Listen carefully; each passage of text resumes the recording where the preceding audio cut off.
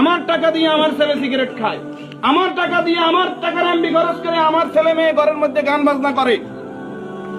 আপনি পুরুষ উদাসীন, আপনার খবর নাই। খোদার কসম, দায়ুস ওই পুরুষ যে পুরুষ তার পরিবারকে দিন শিক্ষা দেয় না, কোরআন শিক্ষা দেয় না, পর্দার কথা বলে না, আর দায়ুস জাহান্নামে যাবে।